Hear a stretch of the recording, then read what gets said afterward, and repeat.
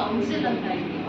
So ಅದರ ಎಂಡರ್ ಒಳಗೆ ನಮಗೆ ಏನು ಪ್ರೋಗ್ರಾಮ್ಸ್ ಅಸೈನ್ ಮಾಡಾರಂತಂದರೆ ಎಲ್ಲ ಸ್ಕೂಲ್ಸ್ ಕಾಲೇಜಸ್ಗಳಿಗೂ ವಿಸಿಟ್ ಮಾಡಿ ನಾವು ಅಂಟ್ರಪ್ರಿನರ್ ಬಗ್ಗೆ ಅವರಿಗೆ ಹೇಳ್ಕೊಡ್ತೀವಿ. ಅಂಟ್ರಪ್ರಿನರ್ ಅಂದರೆ ಯಾರು, ಅಂಟ್ರಪ್ರಿನರ್ಶಿಪ್ ಅದ್ರ ಬಗ್ಗೆ ಅವೇರ್ನೆಸ್ ಅನ್ನ ಜಾಗೃತಿಯನ್ನು ಮೂಡಿಸ್ಬೇಕು.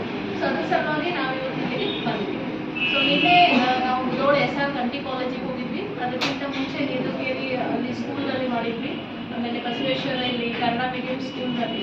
ಸೊ ಈ ಥರ ಬೇರೆ ಬೇರೆ ಸ್ಕೂಲ್ಸ್ ಕಾಲೇಜಸ್ನಲ್ಲಿ ಪ್ರೋಗ್ರಾಮ್ ಗೌರ್ಮೆಂಟ್ ಆಫ್ ಇಂಡಿಯಾ ಕಡೆಯಿಂದ ಇದನ್ನು ಮಾಡ್ತೀವಿ.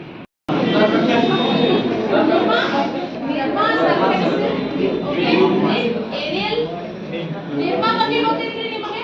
ನಿರ್ಮಾ ಫೌಂಡರ್ ಯಾರು ಗೊತ್ತೈತಿ? ಕರ್ಜನ್ಭಾಯಿ ಪಟೇಲ್ ಅಂತ ಹೇಳಿ. ಕರ್ಜನ್ಭಾಯಿ ಪಟೇಲ್ ಯಾರಂತಂದ್ರೆ ರೈತರ ಕುಟುಂಬದಿಂದ ಬಂದಂತ ಒಬ್ಬ ಸಾಮಾನ್ಯ ವ್ಯಕ್ತಿ. ಅವ ಇದು ಕೂಡಲ್ಲಿ ಜಾಗ ಇಲ್ಲ.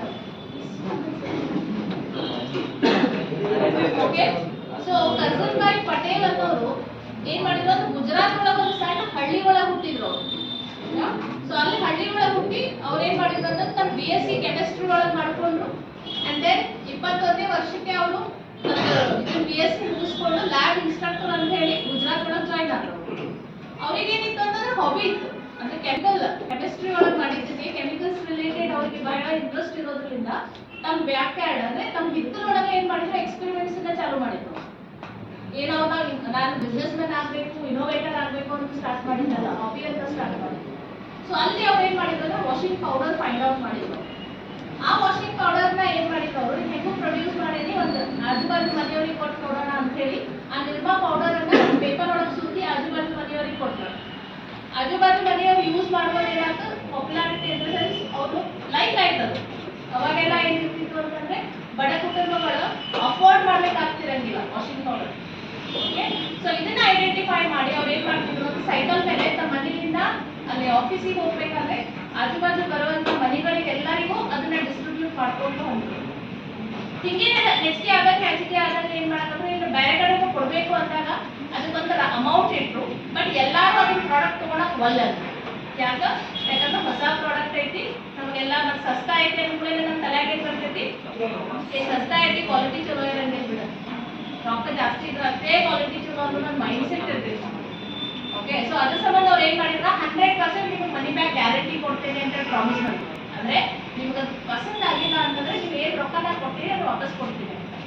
ಸೊ ಹೀಗಾಗಿ ಏನಾಯ್ತು, ಪ್ರಾಡಕ್ಟ್ಸ್ ಕ್ರಮೇಣ ಹೆಚ್ಚಿಗೆ ಆಗತ್ತು. ದೆನ್ ಅವ್ರು ಐಡೆಂಟಿಫೈ ಮಾಡಿದ್ರು, ಇಲ್ಲ ಈ ಬಿಸ್ನೆಸ್ ನ ಮಾಡಿದ್ರೆ ಗ್ಯಾರಂಟಿ ಕ್ಲಿಕ್ ಆಗ್ತೈತಿ ಅಂತ ಹೇಳಿ ತಮ್ಮ ಕೆಲಸಕ್ಕೆ ರಾಜೀನಾಮೆ ಕೊಟ್ಬಿಟ್ಟು ತಮ್ಮದೇ ಒಂದು ಶಾಪ್ ಓಪನ್ ಮಾಡ್ಕೊಡ್ತು. ದೆನ್ ಎಲ್ಲಾ ಅಂಗಡಿಗಳಿಗೆ ಅಡ್ಡಾಡಿ ನಮ್ಮ ಪ್ರಾಡಕ್ಟ್ಸ್ ಇಟ್ಕೋವಿ ಅಂತ ರಿಕ್ವೆಸ್ಟ್ ಮಾಡಕತ್ತಾರೆ. ಅವ್ರೆಲ್ಲಾರು ಇಟ್ಕೊಂತೀವಿ, ಅವು ಮಾರಾಟ ಆಗೋದ್ರೆ ಅಷ್ಟೇ ರೊಕ್ಕ ಕೊಡ್ತೀವಿ, ಇಲ್ಲಾಂದ್ರೆ ರೊಕ್ಕನ ಕೊಡಂಗಿಲ್ಲ ಅಂತ ಹೇಳಿದ್ರು.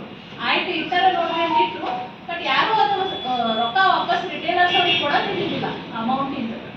ಸೊ ಅದ್ರ ಸಂಬಂಧ ಅವ್ರು ಏನ್ ಮಾಡಿದ್ರು ಅಂತಂದ್ರೆ ಎಲ್ಲಾ ತಮ್ಮ ಸೇಲ್ಸ್ ಮೆನ್ಗೆ ಹೇಳಿ ಒಂದಿಷ್ಟು ಜನ ನೋಡಿದ್ರು. ಆಮೇಲೆ ಎಲ್ಲಾ ರಿಟೇಲ್ ಶಾಪ್ ಒಳಗಿದ್ದು ತಮ್ಮ ಪ್ರಾಡಕ್ಟ್ಸ್ ಅನ್ನ ವಾಪಸ್ ಕರೆಸ್ಕೊಂಡ್ಬಿಟ್ರು. ಓಕೆ, ಕರೆಸ್ಕೊಂಡು ಏನ್ ಮಾಡಿದ್ರು ಅಂತಂದ್ರೆ ಅಂದ್ರೆ ಇಲ್ಲಿಗೆ ನಿಂತಿಲ್ಲ ಒಂದು ಬಿಸ್ನೆಸ್ ಫೇಲ್ ಆಯ್ತು ಅಂತ ಹೇಳಿ. ಅಂದ್ರೆ ಡೆಡಿಕೇಶನ್ ಕಮಿಟ್ಮೆಂಟ್ ನೋಡ್ರಿ ಎಷ್ಟಿತ್ತು ಅವ್ರಿಗೆ. ನಾವ್ ಏನೇನ್ ರೆವೆನ್ಯೂ ಜನರೇಟ್ ಮಾಡಿದ್ರಲ್ಲ ಅದನ್ನೆಲ್ಲ ಒಂದು ಟಿವಿ, ಅವಾಗ ಟಿವಿ ಅಂದ್ರೆ ಯಾವ್ದಿತ್ರಿ ಚಾನಲ್, ಅದ್ರೊಳಗ ಒಂದು ತಿಂಗಳ ನಮ್ ನಿರ್ಮಾದ ಅಡ್ವರ್ಟೈಸ್ಮೆಂಟ್ ಕೊಟ್ರು.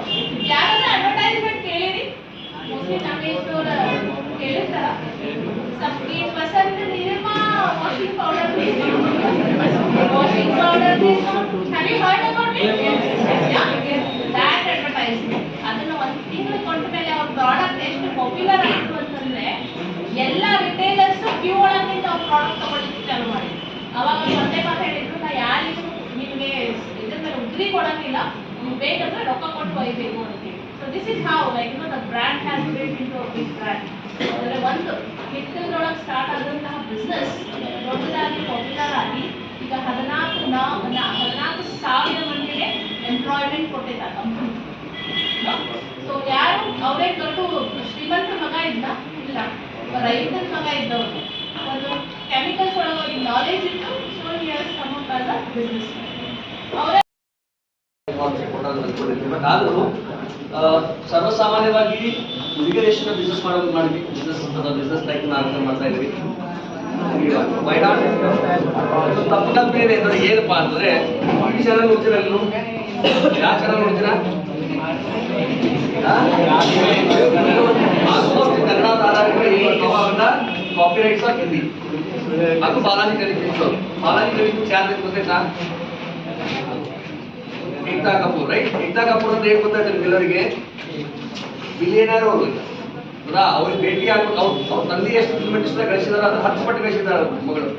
ಅಂದ್ರೆ ನಾನು ಹೇಳುದು ಅಷ್ಟೇ, ಹುಡುಗರ ತಲೆ ಆಗತ್ತೋ ಹುಡುಗರ ತಲೆ ಆಗಿರ್ತದೆ. ಬಿಸ್ನೆಸ್ ಬಂದ್ರೆ ಮೇಲ್ ಕ್ಯಾಂಡಿಡೇಟ್ ಮಾಡಬೇಕು, ಫಿಮೇಲ್ ಮಾಡಬಾರ್ದು, ಅಥವಾ ಅವ್ರಿಗೆ ಆಗುದಿಲ್ಲ, ಅವ್ರಿಗೆ ನಿಂಗಂಗಿಲ್ಲ ಅಂತ ಹೇಳಿ. ಇದು ಕಿರಣ್ ಮಜುಮ್ದಾರ್ ಸಾಹೇಬ್ಗೆ ಕೇಳಿದ್ರ?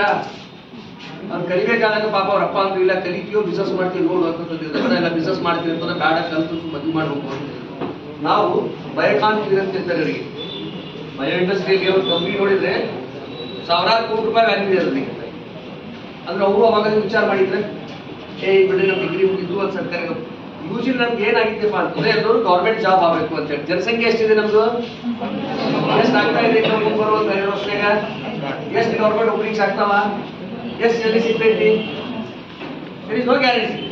ಸೊ ಹಾಗಾಗಿರೋದ್ರಿಂದ ಈಗ ಏನಾಗ್ತೈತೆಪ್ಪ ಅಂದ್ರೆ ಕಾಂಪಿಟೇಷನ್ ಎಷ್ಟು ಆಗ್ತಾ ಇದೆ ವಿಚಾರ ಮಾಡ್ಕೊಡ್ರಿ. ಒಂದು ಜಾಬಿಗೆ ನಾವು ನೋಡ್ತಾ ಇದೀವಿ ಹೌದಾ, ಎಷ್ಟು ಲಕ್ಷ ಜನ ಅದ ಈಗ, ಲಕ್ಷಾಂತರ ಜನ. ಈಗ ಒಂದು ಜಾಬಿಗೆ ಲಕ್ಷಾಂತರ ಜನ. ಮೊನ್ನೆ ನಾನೇ ಬಂದೆ KPSC ಎಕ್ಸಾಮ್ ಬರೀಬೇಕಾದಾಗ ನಮ್ದೊಂದು ಸೆಂಟರ್ ಕೊಟ್ಟಿದ್ರು. ಇಫ್ ಐ ನಾಟ್ ರಾಂಗ್, ನಮ್ಮ ಕಾಲೇಜಲ್ಲಿ ಸುಮಾರು 3,000 ಹುಡುಗರು ಬಂದಿರ್ತೀವಿ ಹೌದಾ. ಹಿಂಗೆ ಇಡೀ ಕನ್ನಡ ಎಷ್ಟು ಸೆಂಟರ್ಸ್ ಇರಬೇಕು? ಓಪನಿಂಗ್ಸ್ ಕರೆದಿದ್ದೆ ಒಂದು 100 ಒಳಗಡೆ, 300 ಒಳಗಡೆ ಕರ್ತಾರೆ. ಸಾವಿರಾರು ಮೇಲೆ ಓಪನಿಂಗ್ಸ್. ಅಷ್ಟು ಕಾಂಪಿಟೇಷನ್ ಇರಬೇಕಾದಾಗ ಎಲ್ಲರಿಗೂ ಸಿಗಬೇಕು ಅಲ್ಲ, ಸುಧಾರಿಗಳು ಅಲ್ಲ ಇದು. So that's why you have one more opportunity as A